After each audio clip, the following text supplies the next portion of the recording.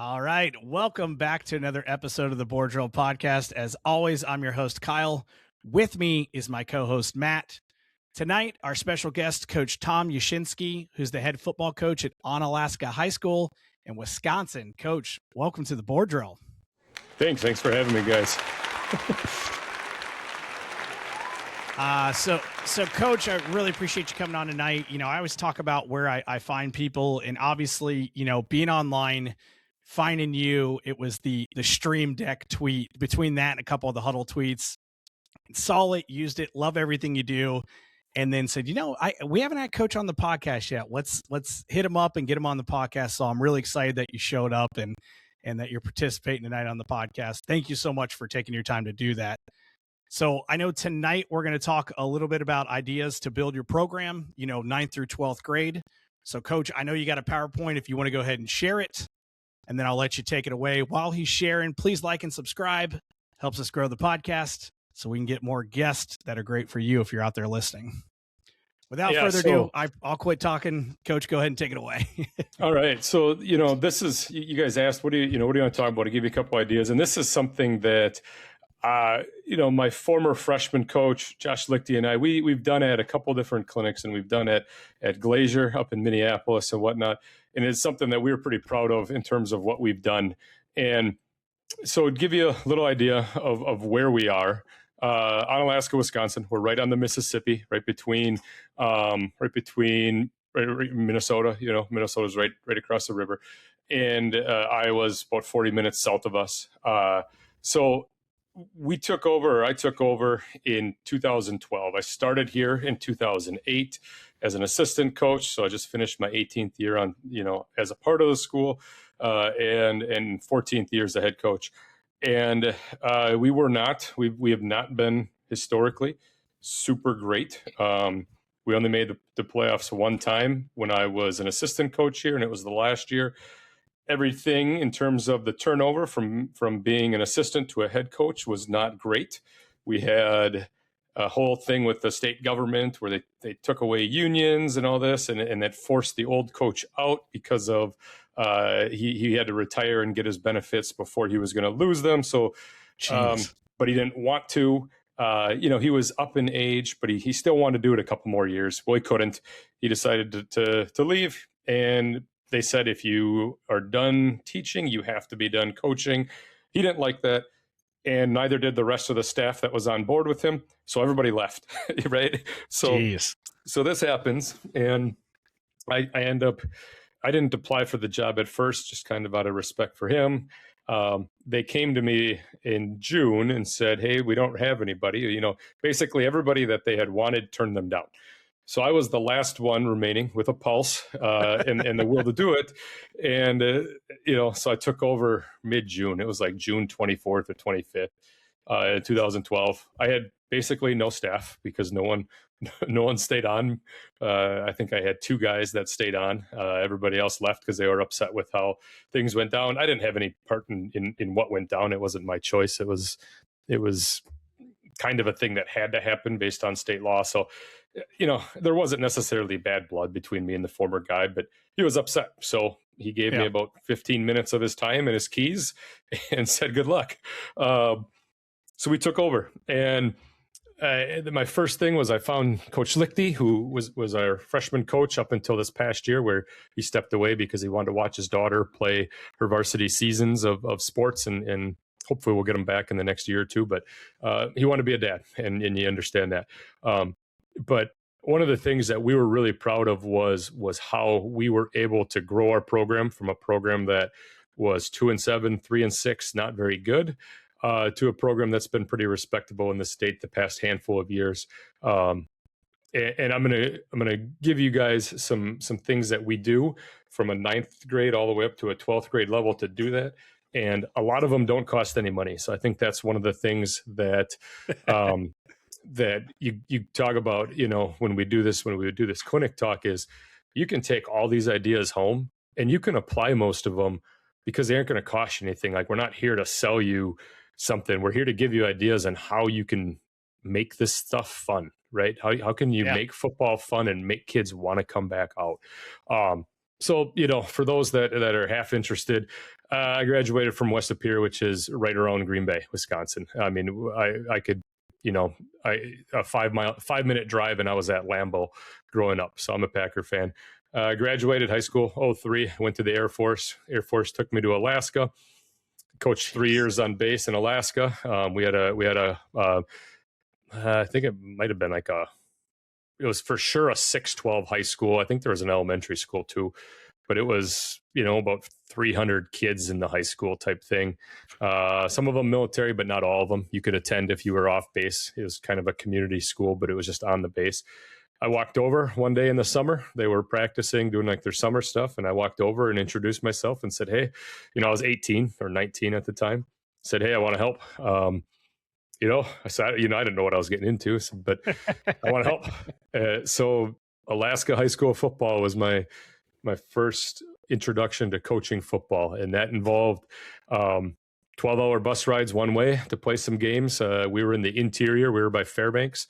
And we had to go all the way to the Kenai Peninsula, which is at the end of the road before you would head to like the Kodiak Islands and stuff like that. It was the end of the road, right? So 12 hours one way, sleep in a school. The end of the road. The end of the road is wild. You get to Homer, Alaska, and you have found the end of the road, and the next stop is the ocean, right? So there were Coach, I don't want to interrupt here, but it kind of got famous this year on Twitter. That one school in Alaska that has the field right there on the ocean, was that one of them, or am I just off here? Well, you can't drive there. You have to take a plane. So it's formerly known as Barrow, Alaska. Yeah. They have changed their name to the Inuit community that it was founded as before it got named Barrow. So they changed the name back. I don't know how to say the name. That was forming a program. I believe their first season of a JV program was either 05 or 06. Okay. And then I think they played a year or two of JV. And then 07, the school that I was at actually went there and played. So I didn't play them. But they were forming all of that. And how they got their field was some lady saw them on ESPN because they were playing on this rock field. And some lady from Florida, I mean, you guys are down there. Some lady from Florida, I think Jacksonville. That's where I'm bought at. Them a field. I forgot her name, but Kathy something. You can look it up. Kathy something. She bought him a field. So if a field cost at that time, if a turf field cost $250,000 to put in Barrow, Alaska, it cost $1.5 million because you couldn't drive stuff up there. Maybe in the summer you can, but you can't just drive to Barrow. Coach, so not only is she from Jacksonville, she's from the exact county I live in, St. John's County. You guys should probably be finding her. Then you guys can retire easy. Kathy Parker. Wow. Yeah. There you go. So no, we didn't play them. But we had some long bus rides, and we would, so if you had a Saturday game, you would drive all day Friday. You'd sleep in a school or a church or whatever they'd put you up in on the floor. The first year, I didn't realize what we were doing. So I just had a sleeping bag sleeping on the floor. And then I realized you get an air mattress and these things. And then you'd play the game and then you'd drive home Sunday. So it was fun. It built character. It taught me a lot. I learned a lot of just what to be thankful for when we only had to drive 45 minutes to a game here. And it was a cool thing. So Coach Devon up there gave me my first chance, and I was thankful that he was willing to say yes when I walked over and asked. And I'm sure he was thankful that some idiot was willing to coach a JV team of about 13 kids that didn't have, we didn't have youth football. Your first experience playing football is like freshman year. So there's not a lot of development that's happening. I got out of the military. I went to University of Wisconsin La Crosse. I kind of walked on campus there and said, hey, can I be a student coach? I actually tried out. I was terrible. They had no business letting me try out for football at a D3 school. I was 5'9", 200 pounds, slow as heck, right? So there's no reason why they'd let me try out, but they'd bring in 150 guys and cut down to 100. And of the 150 guys they brought in, I think I was 155 on the roster of guys they wanted to keep. And we were in the meeting room, and as they're doing their cuts, and the coach says to me, he goes, you're a young guy. You take a year here, lift weights, whatever. I looked at him, I said, you're full of crap. I said, one, I'm older than everybody here because of the military. I said, two, I ain't very good. I said, you guys got a spot? Like, can I be a student coach? He's like, yeah, that's a good idea. So I jumped on as a student coach. I did that for a year. Basically, I helped out the running backs, but then I filmed the games. I was up in the end zone tower. And I learned a lot, but I also learned that at that time of being a student, I didn't want to spend the entire weekend in the meeting room and then also try to carry 18 credits at a time, because I was 22 going on 23. I needed to get done with college. Like, it was a great experience, but you just got to graduate and get on with life at that point. Yeah. I didn't want to be in school for 5 or 6 years because I was slowing it down, whatnot. So I jumped on board over at Onalaska, which is 3 miles from university. And honestly, I've been here ever since. Started as an assistant as running backs, and then moved to wide receivers, and then took over in 2012. And from there, we were not good. We were really bad for the first 4 years I was in charge. And nobody understands what it's like to be a head coach until you do it. Nobody's ready until probably about 2 years after you've done it. And you have so much to learn with working with kids, working with parents, trying to build a culture. But Coach Lichty really helped. And his biggest thing was make football fun, right? Like, make football fun. So we only had 7 seniors on that first team. We were coming off our first playoff team in a long time, but we also graduated like 22 seniors. So, you were left really, really thin. And that first year, we were 3-6. We got running clocked 4 times. The good thing is you just got home early then, right? Like, you lick those wounds. And I remember we were playing our rival, and it was 55-7 at half. Ooh. Right? At half. Mm-hmm. And I remember going home and looking at my dog and just being like, God dang, I'm glad you can't read a scoreboard, because everybody else can in this town. And you have those questions in those moments of like, can I actually do this? Like, can you actually, am I the right person for this? Yeah. So it took a while. And then we, 2014, we lost a playoff game by 2. I should have, we're on like the 2 or 3 yard line, tried to kick a field goal instead. We should have just tried to punch it in. I'll never do that again, but we should have just punched it in. Had a running back that ran for 1,600 yards and didn't give him the ball. And kind of thought that was a turning point. Thought we were going to win a playoff game. We go out the next year, start 4-1. Then we lost 5 in a row to lose the season. Right. And just, just that feeling of when you think you're almost there, and then you just get your heart ripped out. A lot of close losses. So we had to keep looking. And then finally we had a turning point in 2016. We had 17 seniors. They bought into the weight room. We had some talent. Had a kid that could really throw a ball around. Had a kid that ended up in a training camp for the Commanders a couple of years ago. And we could throw the ball. We threw for 4,400 yards, 44 touchdowns. And we finally won a playoff game. We won a conference championship. And since then, we've been doing some good things, and we still keep in touch with those kids, and made a lot of memories. And we always say that really was the turning point. And that's kind of what's built our program to where we are now. And we always talk about our purpose, right, as coaches, and every kid's got a different home life. Every kid has a different long-term goal. And you got to treat them all fairly, but you can't treat them the same. That's a big thing we talk about. Like, there's some kids you got to give a little bit more slack. And that doesn't mean that you have to forgive everything. That doesn't mean you have to play them. There's some kids you can be really hard on because their expectations are a little bit different. There's some kids you have to put your arm around and figure out some things in a different way than you do with other kids. But you got to pour into every kid. Even if they're never going to help you win a game, you better pour into them, because if they're going to be a part of your program, you want them to leave with good memories and knowing that they were a part of something. So, and we talk about, we say, there's some kids that you're only trying to get here. And when I say that, I'm talking about graduation. Right. This kid was a kid that he rolled into my office his March or February of his junior year. And he looked at me and he said, Coach, my dad didn't come home last night and the gun's missing out of the closet. And, and holy crap, right? Like no one teaches you that. Yeah. When you're going to be a coach, no one teaches you that. And the worst had come true. His dad had committed suicide, and mom wasn't really in the picture.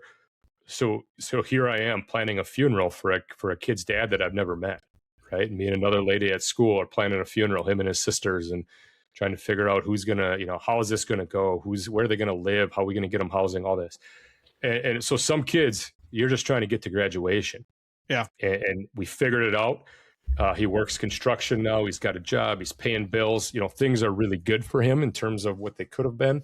But you look at it and you go, it was about more than football for him. It was about finding a way to get him to a spot where life was going to be okay. Because in that moment, it wasn't going to be. It was really tough. And he was a really good ball player for us. But that didn't matter in that moment. What mattered is that we had to figure out how life was going to look, right? And some kids, you're helping get to that college football level, and those are fun teams. The kid in the Mankato State jersey, the white jersey there, he's the one that ended up playing in training camp, I should say, for the Commanders. He didn't stick with the NFL, but he had a cup of coffee, and that's more than most of us can say. Yeah. And those are fun teams. When you get kids like that, you can have a lot of fun on the field, and they're great kids off the field. And some kids, you're helping to make this dream come true. And this was a kid that played running back for us, and he went to the Naval Academy. And he didn't play football at Navy, but he wanted to be a pilot. And now he's a pilot in the Navy. I think he's down in Pensacola, down by you guys. Yeah. And just the cool part of that, got to go see Army-Navy game and visit him there, and one of those memories. So you get to do all those things as a coach. And they're all rewarding in different ways, right? But it only happens if you build the relationships, because that kid could have went to anybody that morning and said, "Hey, coach, I got this situation with my dad," but he came to me because he trusted me and because of the relationship that we had. And if you're a coach, you're going to get those, and you're going to get a lot of situations that no one ever taught you how to handle, and you got to figure them out on the fly, and you got to be there. And sometimes you're going to make a mistake. You might not handle every single situation correctly, but you learn from it, just like your kids learn from the lessons you're hopefully teaching them. So Coach Lichty, these are his slides from our Glacier Clinic. None of this stuff is true. All right. None of the, he puts all this stuff on here about like max preps and all that. And you should see the room when All-Americans. I like that. He reads it, and the guys in the room are starting to look around like, I think we're going to have to get up and leave. Like, I don't, and then he starts joking about it, because none of it's true. Like, we don't care about the wins and losses at freshman level. Our goal is to get kids in, get kids to stay a part of the team and come back out. Yeah. And we buy into like the 3D coaching, coach the whole kid, coach the whole kid, coach every kid. And Coach, what you just referenced, Coach Jeff Dukes from down here, our side of town, and was a professor at UCF. Guys, if you have not read Coach Dukes' book, 3D Coach, it's awesome. Phenomenal stuff. Yeah, it's good. Like, and that's it, right? With coaching, like, coach the whole kid. Like, don't, if the only thing you're chasing are wins, you're going to be left empty. I always tell this story. I tell it every year at our banquet. I tell our parents, if you're here 4 years, you're going to hear it 4 times. But 2015, so we weren't very good yet. My wife and I are sitting in the parent section at the state championship games for Kimberly. Kimberly at the time had won 48 games in a row. They went on to win 70. Coach Jones at Kimberly, he now is with the Packers in some role there, not a coaching role, but a support role. And one of the best coaches in the nation. I think he finished with he was like 111-7 or something. I mean, his record was unbelievable. But he, so the parents they were down 21 points in the third quarter, and the parents are complaining. And I hear the parents saying, "Oh, we're so unprepared. We've been unprepared all year." Complaining about it. They'd won 48 in a row. And I look at my wife. And I said, if they complain about him here, what do they say about me? And she just looked at me and said, "You don't want to know."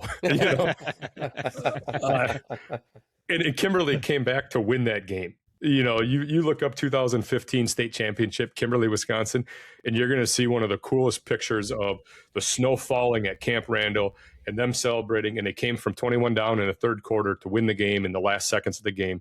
And the parents 45 minutes earlier were complaining about how unprepared they were. So you're never going to win enough. You coach the whole kid.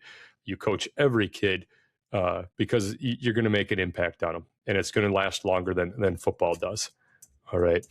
And this is just stuff that Coach Lichty, I'm a lot of his slides I'm going to skip through because he would talk about these when he talked freshman football. But some of the things that he did freshman football wise, right? So he'd bring them in and he'd make these energy balls, those like little protein balls that you make with the oatmeal and the peanut butter.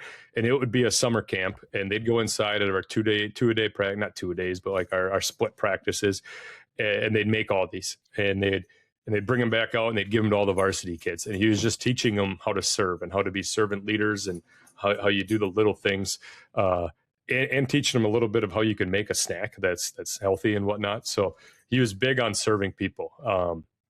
And it is always fun that day just to see, you'd always kind of look at the kids that were bringing them out and which one do I want to eat and which one am I going to, maybe that one I might just, I don't know if that kid's washed his hands in a while. I think we might skip that one.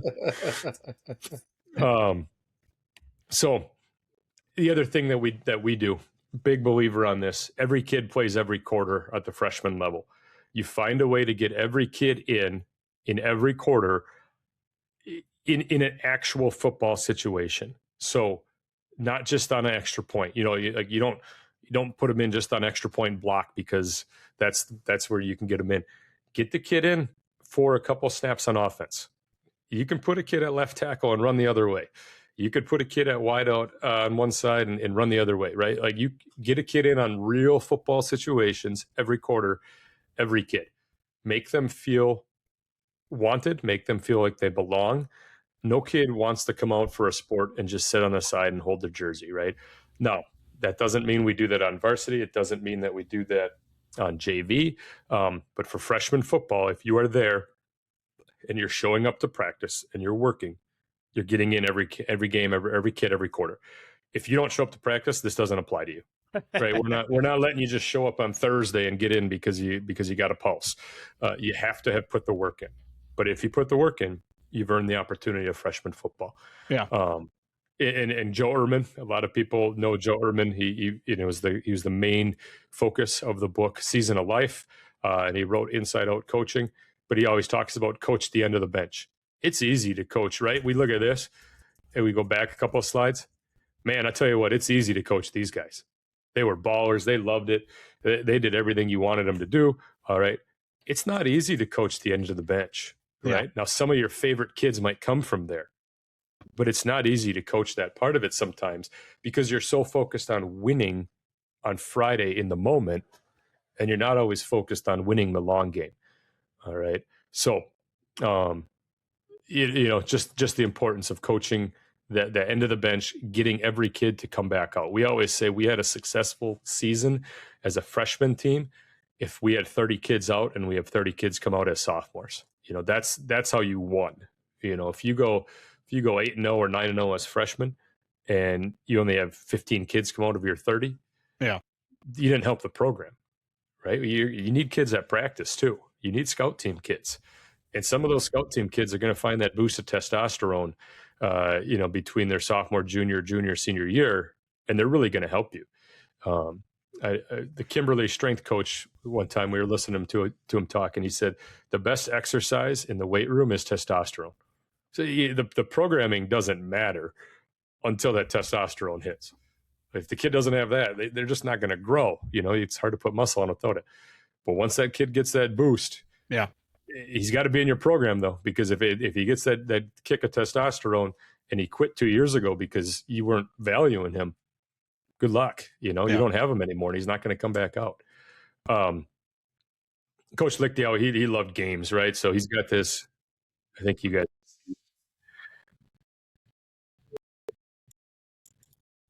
I don't know if that's playing through or not. Yeah, but, it is. Yeah. Yes, it is. Okay. There we go. I was clicking on the video or the part of us. There we go. I was trying to mute it, so that wasn't coming through. Gotcha. He does this stupid thing on the hill, and these kids love it.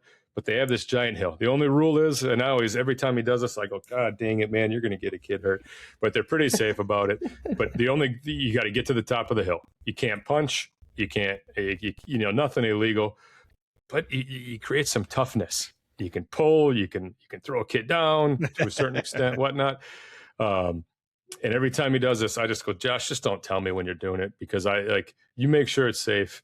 Just don't tell me that you're doing it, because it's not my thing. But it created some toughness, and every kid loved it. And you asked their kids, what was your favorite thing of freshman football? They always said the hill. So it wasn't malicious, but he loved games. Coach Lichty loved games, right? Here's one that we love. They had a hit stick. Okay, so they had this hit stick, and if you had a big hit, it was only for freshman football. We never did it for any other level. If you had a big hit, you got to sign the hit stick. It had to be legal.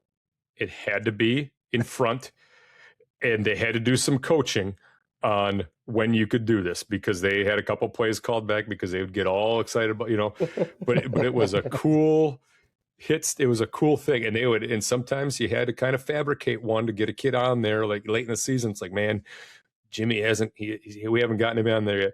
And maybe the kid that he was blocking tripped a little bit over somebody else's foot, but if he ended up on top of him, because the kid loved it. So they'd have this hit stick, and they'd make a new one every year, and they'd decorate it up, and then they'd sign it. And then you look back at it when they're seniors, and those kids love looking back at that hit stick and talking about that. But again, it had to be legal. They weren't coaching cheap shots. It was physical blocks. It was, pancake blocks. It was good form tackles, things like that. And then, just building relationships with kids, teammates of teammates, coaches of teammates, coaches to families.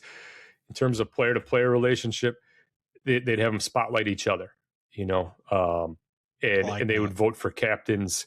At the end of the season, they would vote for their captains, who were their most captains for their captains for the whole season, who was the most improved. And that was all kid-led, kids voting, not the coaches telling them.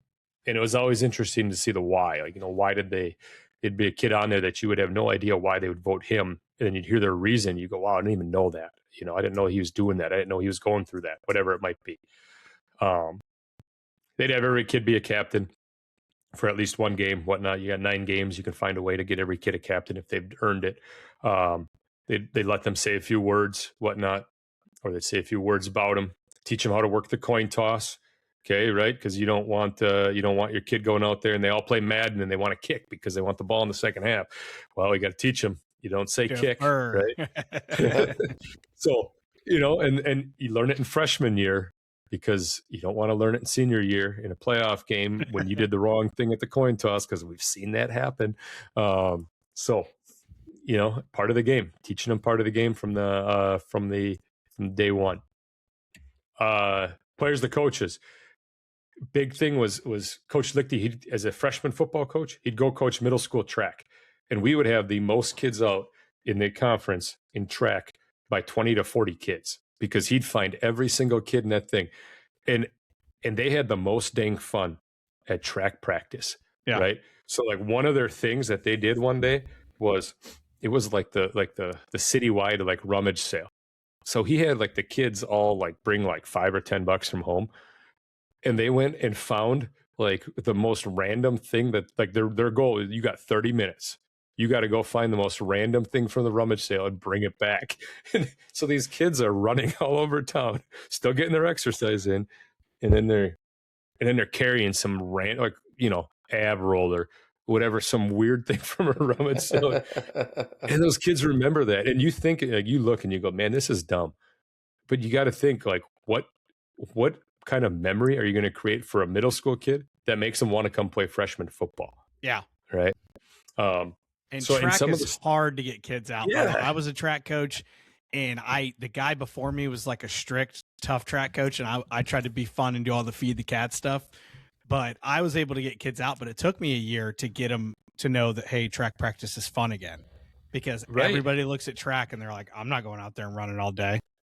Right. And he was just great at making things fun. And then one of the big things that he instituted that we still do is gratitude to end every practice. You know, kids go up to their position coaches, they look them in the eye, they shake their hand, they say, thank you. They say, have a good night, coach. And our kids do that in the weight room, and they've really started picking it up. And it's awesome to see when a freshman comes up, looks you in the eye, shakes your hand, says, thanks, coach, have a good night. Right. Yeah.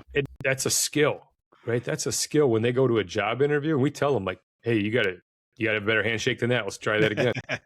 Because there's nothing worse than a kid leaving high school as an 18-year-old male and not knowing how to shake someone's hand.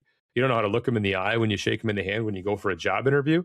That might be the thing that makes or breaks you between somebody else, is how you can present yourself. So just teaching them those things.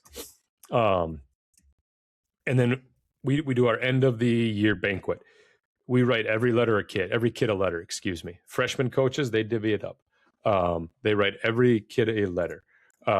And they you sign it, you tell them something that they did great. You maybe give them some encouragement of something they improve on. I write a form letter to the entire 10th through 12th grade team. And then I write a 2 to 3 sentence note on the bottom of every kid's. It's 60 kids. It takes some time. Yeah. Some kids, you got to find something to say, right? There's some kids where it's like, well, I'm not exactly sure what I'm going to say about, but you got to find something to say. But they need that encouragement. And I guarantee you there's some kids that are going to look back at those 4 letters they got some year, when they're graduating college, and it's going to mean something to them. And there's also kids that walk out of that banquet and throw right in the garbage,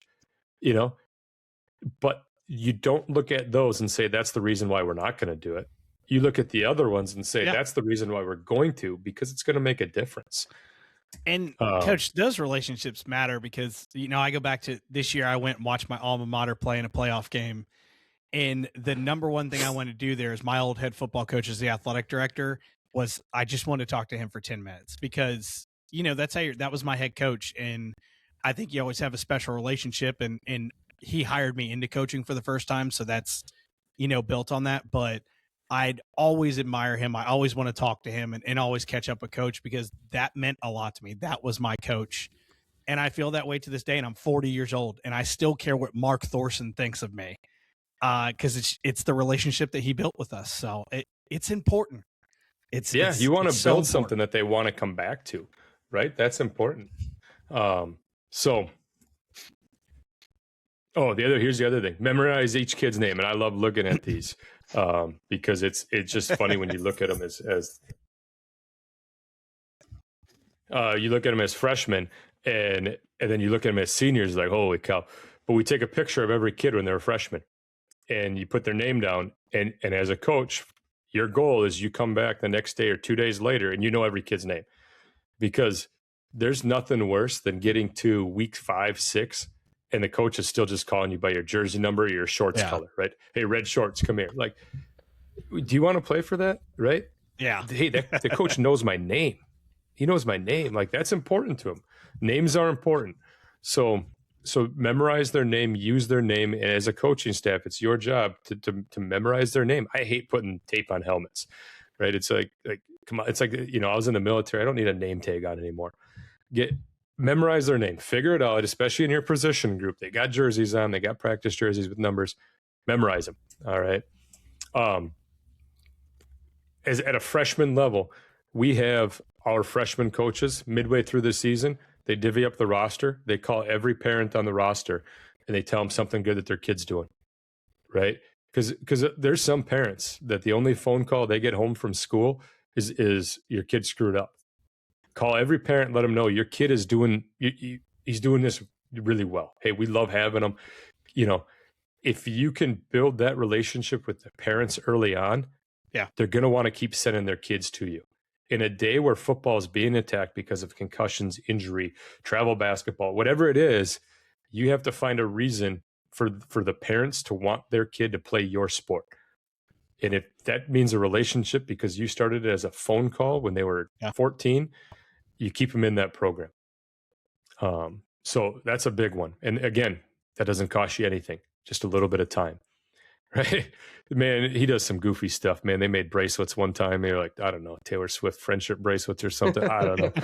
But again, just fun stuff that they do is freshman football. It's a game. It's meant to be fun. Every freshman, every year, they go to the pool, right? And they have a belly flop competition. So like one of our days in practice, towards the end of fall camp, they take the entire team. They go to the pool and they have a belly flop contest. And man, they have some fun. It ends up being the entire pool is watching this group of guys do this because all the families are there and everybody, and then they start scoring them and letting them know. And he always tells them, like, if you get an 8 or above, you don't have to run tomorrow or whatever, you know. I think that kid won right there. I mean, that's a pretty impressive belly flop. He's a state track kid. He's pretty good. The only problem is you better make sure every kid can swim, because one year they had a kid that he got peer pressured off and he couldn't swim, and Coach Lichty was at the bottom of that pool fishing him out in a hurry when he realized what was going on. So you gotta make sure that everybody could swim. But they just have some fun, right? You have some fun, and that's what high school sports is about. All right, they do a little dance off, right? So homecoming is coming. He wants to make sure they got some dance moves. So he makes them do a homecoming dance off. He puts them in teams and gets them going, and it's ridiculous. And it's another one of those things where I'm like, gosh, man, you guys are crazy. But the kids love it. They always record it. 4 years later, you show it to them, and you're like, holy cow, you guys were a bunch of knuckleheads. But again, it's fun. It's a memory. They remember it. And it's something that they look back on and go, man, that was a lot of fun, right? So that's a lot of the stuff they do as freshmen. Here's something that we do as a whole program, and we're doing this Sunday. We're actually doing this. We created a tailgate party for individuals in our community with special needs, and this will be our 10th year that we've done this this upcoming year. You know, we teach kids to serve, right? You want your kids to be leaders. You want them to serve the community. So we notify group homes, special ed programs, everybody in the area that has people with special needs in their care, and we try to get them to come in, and we make them feel like an all-star. We play games. We got Madden going.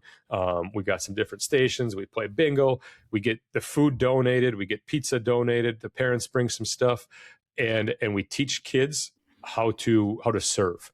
And I always say, if we get one kid out of this group that goes and says, I think I want to be a special education teacher, I want to serve this population, it's a win. And at first they're kind of uncomfortable because you're talking to some kids that maybe they're nonverbal, maybe they don't have some skills that you have. But then our kids, they put themselves out there and they realize, like, I'm making a difference. These people really admire me. And then sometimes you see them at a game and they come out and they're cheering you on, so it's just a really cool experience for our kids to be able to serve the community, and for our kids to put themselves out of their comfort zone. Again, and it doesn't cost us anything, right? We're going out. People want to support this. They want to donate pizza. They want to donate some supplies for it. All right. So there's our picture. We take one every year. Fun thing.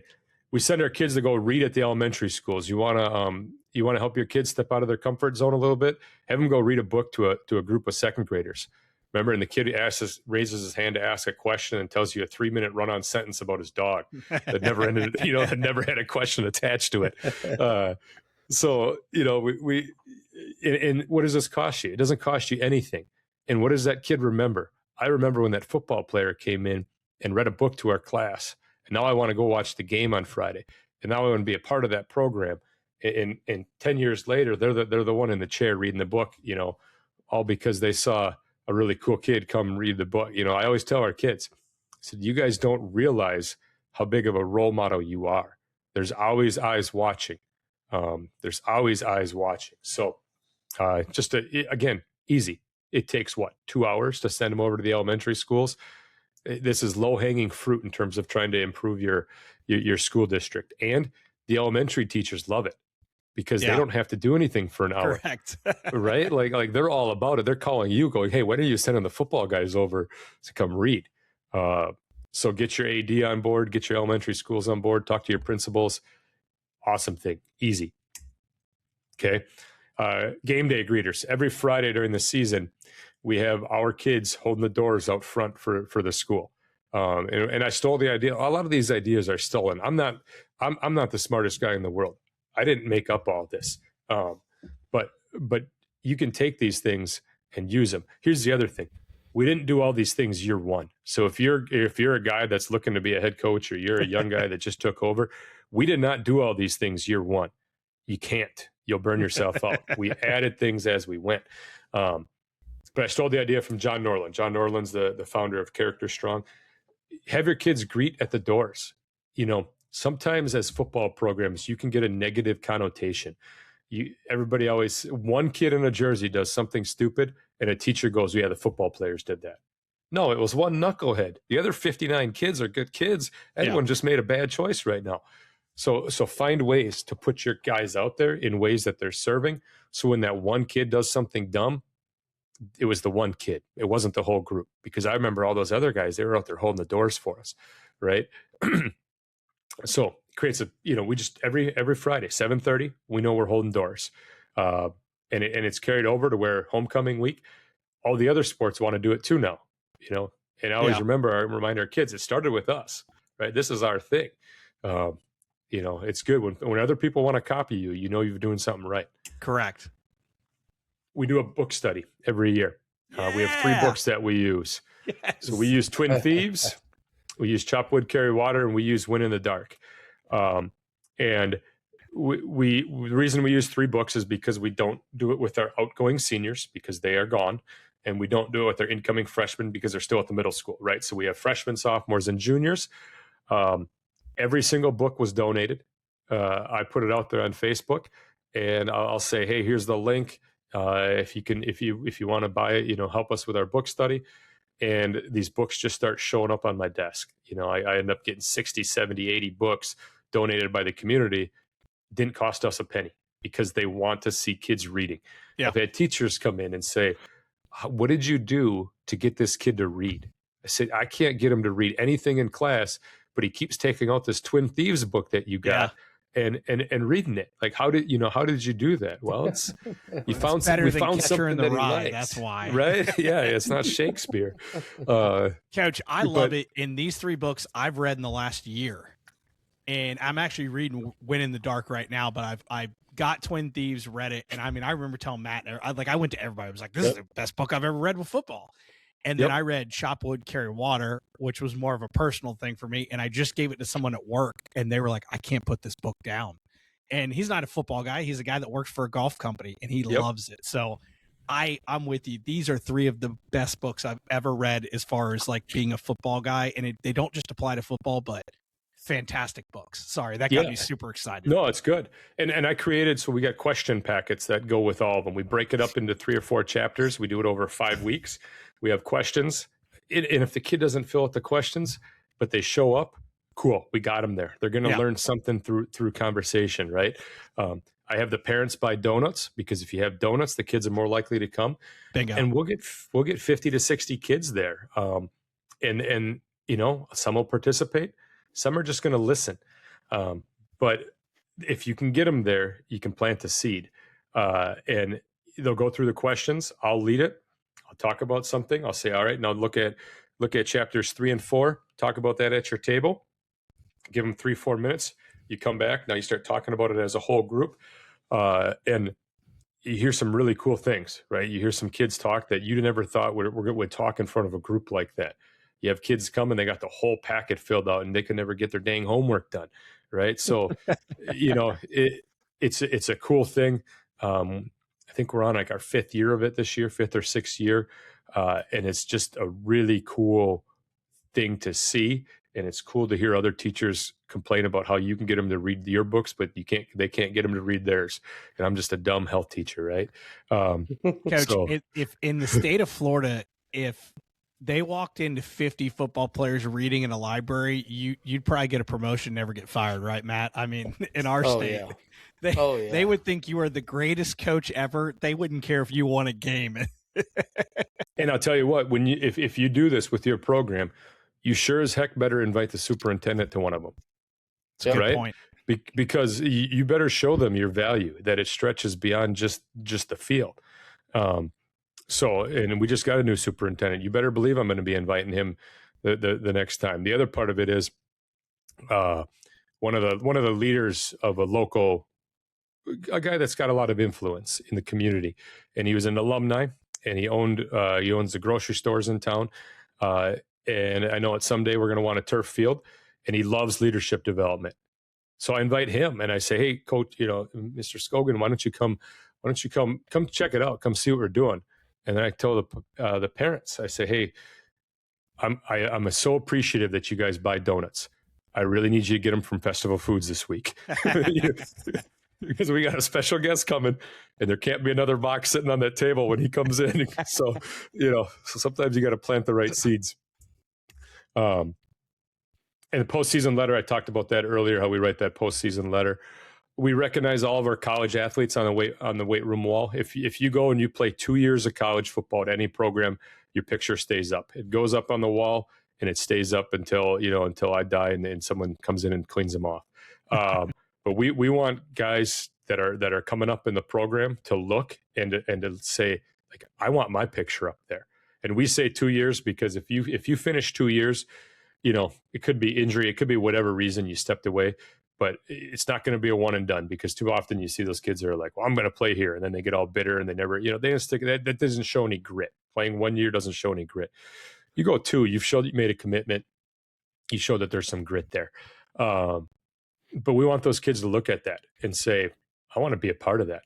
Again, what does that take? It doesn't take any money to put a piece of cardstock in a color printer, print it off, and put it in a frame, a Walmart, $4 frame, and hang it up on the wall. Anybody can do that. We go bowling as a team to end our fall camp. We go bowling. We do a couple games, and then we go offense versus defense. I pick 9 kids. Our defensive coordinator picks 9 kids. Everybody gets one frame, right? And it came down to this year. It came down to 1 pin, which you'd think like there's no way, right? Came down to 1 pin. We won on the last roll, the last pin type of a thing. The whole place is watching. Everybody's watching. You're watching one kid ball at a time, and the kids love it. Offense or defense? Offense won this year. The first year we did it, defense won. So and I totally blew it. I had I had like a 3 on my roll or something like that. So, but no, it's always fun, and it's the last day before the scrimmage. So kids you're done practicing, all the hard stuff's done. Go have some fun. Make sure it's enjoyable. Or the other thing we do is we go karting. We alternate every other year between this place that kind of hooks us up with a little deal. We go karting, and you bring your family out. They kind of get to see your family, and they see that you're human, which is good for them to see. And you have some fun. All right. We have a senior bonfire. That trampoline doesn't work anymore after all those guys on it. But we have a senior bonfire. We sit around. We talk about what are our goals? What do we want to accomplish? Feed the kids, and just make it fun, right? Throw some chili dogs in the crock pot and have a night. Okay, here's one that I love. We have a dad's night. Every dad wants, they just want one more high school football moment. So last home game of the season, we let all dads, all fathers or male role models in the locker room. So they're allowed to come watch the team warm up. They stand around the outside of the field. They watch the team warm up. And then we invite them all to come in the locker room, and our locker room's not very big. So we got a lot of people there. It's nice and tight, and they get to hear the speech before we go out there. And it's a special moment. You see them, a lot of dads with phones out recording. They want that one last moment, and it's all dads, 10th through 12th grade. It's not just the seniors. And then the senior dads, they shake their kid's hand, they give them a hug, and they send them through the tunnel for senior night to run out to be introduced. And honestly, I think it's like the most enjoyable night for the dads in our program, to go in that locker room. And what does that cost you? Nothing, right? It doesn't cost a dime to let the dads come in the locker room. A little bit of access, a little bit of vulnerability. But if you're running your program the right way, you should be happy to have them. We do a mom's breakfast. We do this in the spring, or not in the spring, excuse me, in the fall, right after our first week of practice. We have all the moms come in. We make them breakfast. We used to do pancakes. Some of those pancakes got shaped like things that we weren't super proud of. So now we just do yogurt parfaits. And then we do a little presentation on football, right? We do some trivia, and we teach them a little bit about the game. We really focus on safety and talking about how we're going to make the game safe for their kids. And they, and again, win the moms over. You win them over as freshmen, they're going to keep sending them out to you. I should say overtime cards. Anytime cards. So we just make sure that we always have a bunch of Onalaska branded thank you cards, right? You get your AD to order them, whatever, $200, you get 200-300 of these cards, whatever you use them for. Somebody donates something, Onalaska football thank you card, right? And you're sending them. If you're going to request, if somebody has something bad happen, you're going to send them flowers or whatever it might be. You have a branded card that you send with them so they know where it came from, right? It didn't come from Coach Yashinsky. It came from Onalaska football. Yeah. And keep everybody that you're thanking. They see that card and they know it's a program thing. We do this overtime teacher. We have our seniors towards the end of the season. They get a card. It says overtime teacher on it, and they have to write a note to the teacher that made a difference to them. And then they have to go give the teacher that card, thank them in person, shake their hand, give them a hug, and then give them a jersey. And they're going to either wear that jersey or they're going to hang that jersey up in their classroom that next day. And again, what does this cost you? Nothing, right? And the impact that those teachers that has on those teachers to be told, thank you, you made a difference, is awesome.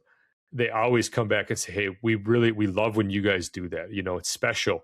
Teachers want to get selected. They want to be recognized also. Yeah. So and teach your kids how to have gratitude, how to say thank you, how to tell somebody that they made a difference for them. We have senior coins. Every senior who graduates from our program gets a military style challenge coin, and we etch their name into the back of it with their year and their number. And I tell them that it gets you free admission to every home game as long as I'm the head coach. And if they're ever going to start keeping a tally, I'll pay the bill. I don't care. I want our alumni on our sideline, but nobody's fought me on it yet. And every kid gets one. And it's, it costs us about $5 or $6 a coin to get these printed. I got a stack 100 of them in my room. We make them 4 or 5 years. I place another order, get another 100, and just to remind kids that you're always a member of our program. Even after you leave here, we want you to come back. I'm not a big award guy. We don't do a ton of awards. Here's, as a senior, this is what you're going to get.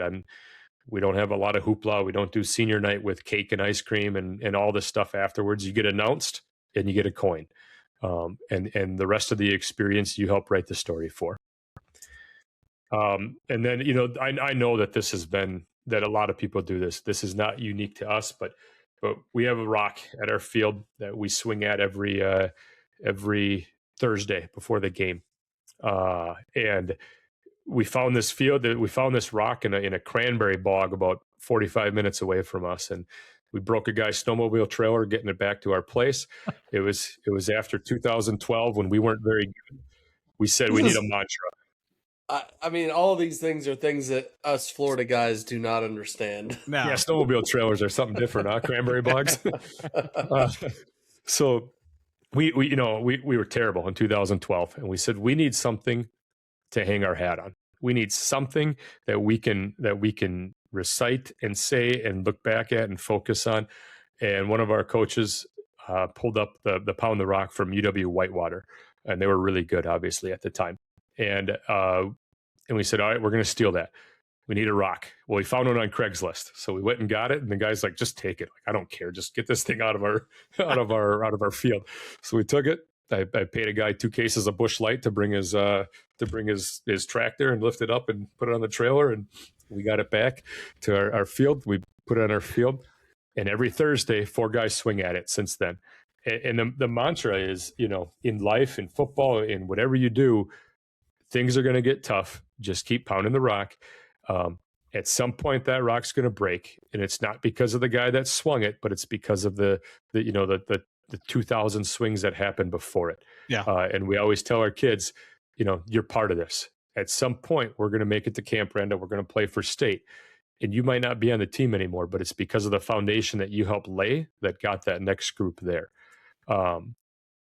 So it doesn't change every year, right? We have one mantra, one thing that we say, and we've said it for the last 14 years now. We're not going to have a new saying every year. Sometimes people have a new saying every year. It's like, how are you going to get good at anything if you're changing it all the time? This is what we do. This is who we are. This is what we're going to say, and it's not going to change. And let's see, I think this is a kid, young man. That was the day that he took a citizenship test and became an American citizen, right? And that was a cool moment for him and for us as a program to be able to celebrate that with him. All right. So anybody wants to reach out on any of these ideas, by all means, reach out and Yeah, I was about to ask. say, I think that Twitter's been updated. Yeah, I just changed it the Coach, past week. go follow his Twitter. I mean, he has some great tweets it's about awesome. Walmart shopping carts and all kinds of stuff. It's awesome. And, I'm not too serious on Twitter. Like, I know that I don't get into the politics. I don't get into all the other banter. Twitter for me is fun. It's a spot to talk football, to share stuff that I've learned.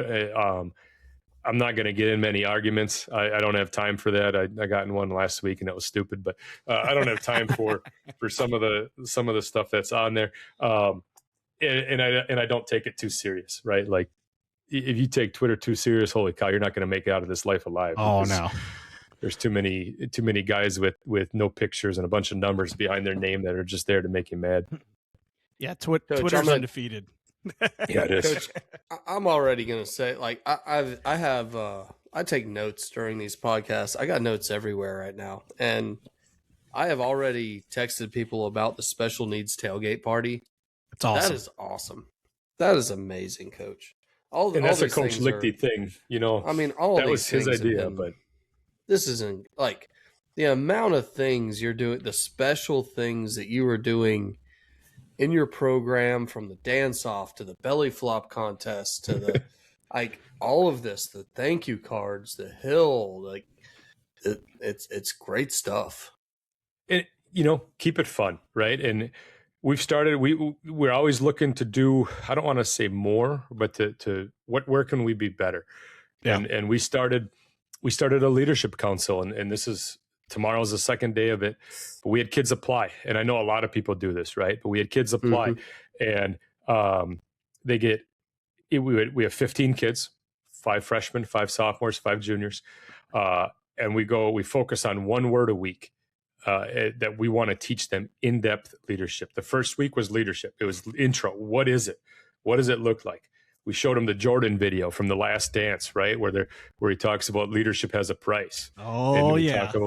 And I asked you, I said, how many of you guys watched this? And like 2 hands went up out of 15. I was like, oh my gosh. I said, you guys don't even know, and we talk about like leadership has a price. It's sacrifice. Tomorrow we're talking purpose. What's your purpose? What's your why? Why do you get up in the morning? And we're really driving home these things of how do you be a better person? Why do you do what you do? How can you lead after you're gone? Because we always talk about with the parents, we say our goal, and we mean it. You can see by some of the things we've done. Our goal is that these kids are better men when they leave our program. I tell our kids, and I didn't make this up. I got this quote from the book Legacy, but I say plant seeds for trees you're never going to see grow, right? Yeah. Like you should be, as a kid, you should be planting trees for the next generation. It's not just about what you can do. It's about what you can carry on to the next group. This past year, so one of my coaches, he's awesome. He was a freshman coach for a couple of years. He'd really never coached before. He wanted to start coaching. Coach Lichty found him yelling at the same, they had kids in the same grade. And he looks over and there's this guy that just keeps yelling at the refs in like 6th grade basketball. And he's just one of those parents, right? That was just the guy yelling at the refs. And he's like, you know what? I got to befriend this guy. I got to find a way to make friends with this guy. We can change this. So he starts sitting by him. He's, Dave, I think maybe we don't yell as much at these refs, whatever. And when Dave's like, well, maybe they should make better calls then, but he gets him and he starts getting him to coach. And Dave coaches freshman football for 3 years with us. And then he asked me, he goes, hey, I want to move up. And it was a time when things were transitioning. So I said, all right, we're going to move you to JV. And this last year, Dave's coached JV for us. Everything that I've needed done, I text Dave and he's helping with. And then this summer he texts me, he says, I got an idea. We need to do a family night. And my first thing was like, we do enough. Like we do enough. We don't need to do another thing. And I took my dog for a walk the next morning, like 4:30 or 5 in the morning, walking the dog. And I'm thinking about it. And I'm thinking, this might be the best dang thing we've ever done. I said, he's right. We need to do this. So we did a family night this year. We put it out to all the park and rec kids that we had ever had in any sort of camp. It was free, 100% free. I then solicited some businesses and said, hey, we want to get t-shirts. We're looking for donations for t-shirts so that every kid can get a t-shirt. And I had, within a week, I had $2,500 donated for t-shirts. Wow. And there's Onalaska football, one town, one team, one dream, giant helmet on them, purple t-shirts. And we painted the town purple, right? We had 250 kids show up. I don't care, boy, girl, I don't care who it is. I just want kids. We had the dance team there. So I called the dance team coach. I say, hey, we got this idea. Do you guys want to be a part of this? Now the dance team's loving it because now the girls are there and they're teaching a routine and they did that. And we said, we want you guys to do your halftime show as part of our community night. Now the superintendent loves it. He's there scooping ice cream. I got ice cream donated by the local place, and there's him and an AD are scooping ice cream, and he had just gotten hired, so now he's got the whole community there meeting the superintendent, and we got posters, and our kids are autographing posters, and the kids think that they're the Green Bay Packers. You got these kids autographing posters for you, and that kid's going to look at that when he was in 2nd grade and go, I want to be one. I want to do that. And he's going to look back at it 10 years from now and go, wow, it all started with this family night, and we got the jugs machine out and they're catching punts. And now we got the dads out there trying to catch punts. It was, it was the best night of the year. And it was all because Dave just had this idea. And I wanted to shoot it down at first. I'm glad I didn't. And then we go to homecoming week and you're doing our homecoming parade. And what do you see? You see every kid wearing that shirt that we gave away. And you realize that, hey, this is the start of something really special. Yeah. So it's just a cool thing that we do and find ways, right? Find ways to get involved, find ways to make it special, find ways to be unique. Man, Coach, we talked earlier and you hadn't really heard too much of our stuff, but we asked one question at the end of every podcast, but I don't think we can do it. It's so null normally and void. I know it's null and done, void, Coach. Kyle. Normally we say we can't do it. I know. So, Coach, we ask every coach, what's the most unique or different thing you do that no other program does? But, Coach, you just did an entire presentation on new and unique things that almost no one else does. So, I don't even know how to ask our last question. And again, we stole them, right? Like we didn't. I'm not the smartest guy in the room. We didn't come up with all these. We stole them. We put them in over time. And they work for us. And there's guys out there doing really good things with stuff that they do. I would say when you ask that, I would say that the thing, it's not unique, but I believe it's what makes a difference, the most difference in our program, and it's create relationships. Here's what I tell people. If you're going to be a head coach, get the parents involved or they're going to get themselves involved. Yeah. Right. You either get them involved or they will get themselves involved. It's a story as old as time of parents running a coach out of town. If you give them a purpose and you give them a place to focus their energy, the year you go 4 and 5, they're still going to have your back because they have a purpose and because they believe in what you're doing. So that's what I would say. If you said, what's the most unique thing? I would say we flip the perspective on parents and sports, and they're not your enemy. They're your ally, but you got to give them a way to serve. You got to get them on board, and you got to get them to believe in what you're doing. And the way you get them to believe in what you're doing is it's got to be about more than just wins or losses, because like I said, you'll never win enough. It doesn't matter where you are, Yeah. right? It doesn't matter where you are. You will never win enough. Coach, that's something as a young head football coach I did not agree with. I was scared to have those coaches in, or those parents in. I didn't know what to do with them, and it bit me. It got me by the end of it. And looking back, that was one thing I wish I would have changed. One thing I wish I would have done different is to bring those parents in and make them part of the program and give them a purpose. And you got to do it the right way, right? You got to do it the right way. You still got to have boundaries. That doesn't mean they get to pick who plays. Doesn't mean they get to call plays. We always joke about everybody's got that dad that wants to call plays for you, right? We always got those jokes too, but you got to find a way. You got to find the balance that works for you. Yep. Coach, I can't express enough how much I love every second of this podcast. It was so unique and so different from even how our normal podcasts go that I just really appreciate you hopping on and doing that. And if you're out there listening still, Coach was a lot like other coaches where I reach out and say, Coach, why don't you come on the podcast? And his exact quote was, well, I'm not sure what I can offer. And Coach, let me go ahead and answer that question. You offered a tremendous amount tonight, and it was one of even the most entertaining podcasts that I've been a part of as well. So thank you so much for joining us tonight. I had a tremendous time, and I appreciate your time tonight. Thank you. I appreciate it. It's, I'm proud of what we've done. We've came from not very good. So it's been a journey. It's been fun. We're going to keep it rolling. And I'm always open to helping people with what we've done and talking. There's not too many people that I'll turn down in terms of jump on and you want to talk through something, we'll talk through something. I don't have hobbies, right? I don't hunt. I don't fish. I don't own a boat. I coach football. Yeah. People say, what do you do? I coach football. I don't own golf clubs. Like I just coach football. And that's by choice. So people want to, you got questions about something, reach out. I'm not going to shoot anybody down. I was going to say I'm not going to big time anybody, but I don't have anything that would coach a school of 900 kids in Wisconsin. And that's hard to big time anybody with that resume. Love it. Well, for me, for Matt, and for Coach Yashinsky, we appreciate you guys listening to the Board Drill Podcast, and we will see you next time on another episode of Board Drill Podcast.